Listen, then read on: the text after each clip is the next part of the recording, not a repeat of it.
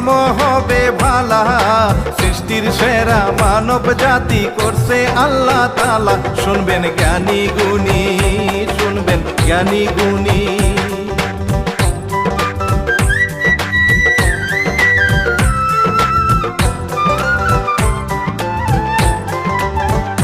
শুনবেন জ্ঞানী গুণী এই কাহিনী বলেছে নামজাদ। সালাম জানাই নত শিরে লিখছেন জেগে রাত। আমি কি